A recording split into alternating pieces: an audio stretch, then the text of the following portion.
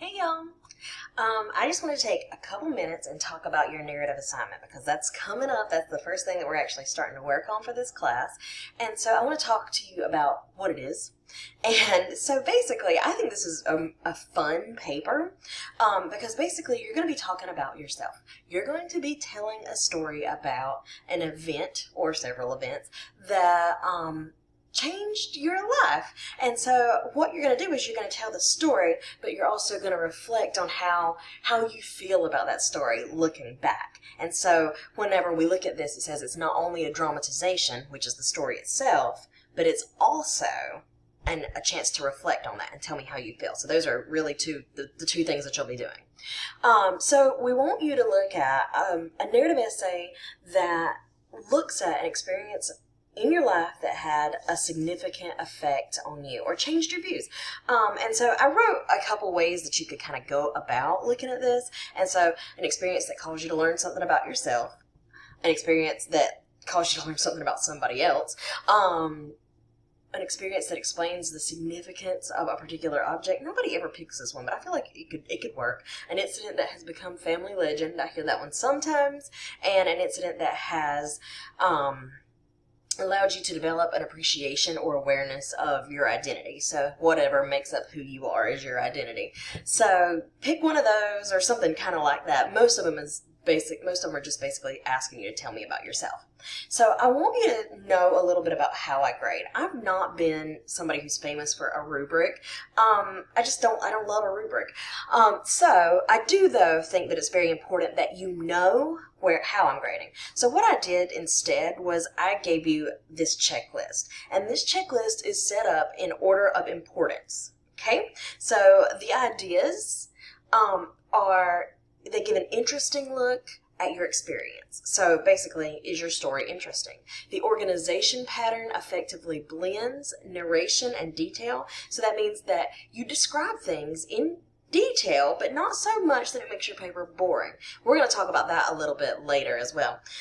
The voice is reflective, and I do think this one's important.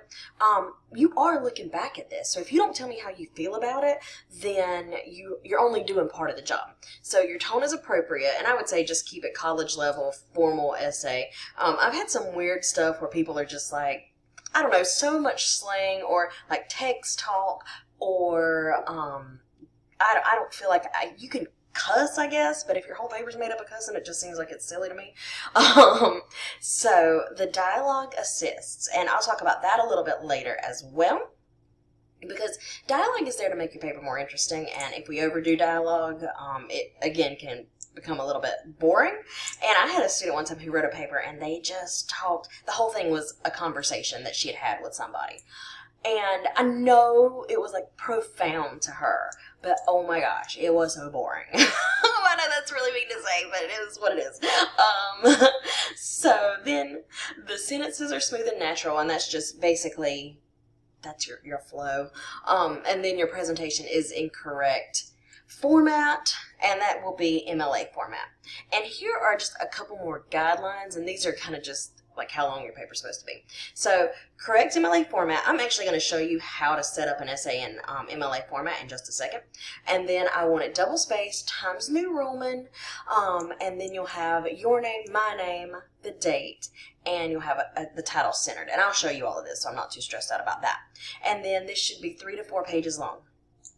Let me stress, this should be 3 to 4 pages long. I need it to be at the bottom, maybe the top of the 4th page, because that's what I mean when I say 3 pages. 3 full pages, or 4 full pages. And I mean, you can be on the top of 5, but I am telling you, when we're getting to the bottom of 5 and we're heading to like 6, 7, 8 town, you've done something a little bit wrong because you're giving so much detail that you've written too long a paper. And I will say that I loved my last 111 class, but they all wrote like 8-page narratives, and those grades weren't very good because they didn't know how to choose to stop. So they described everything and they told me about everything, and they just really didn't have to. So let's try not to do that this time. And so that's about it. I'm going to talk a little bit more about what goes into a narrative and how that will look, but just not in this one or this video. And that's it, y'all. Have a great day. Bye.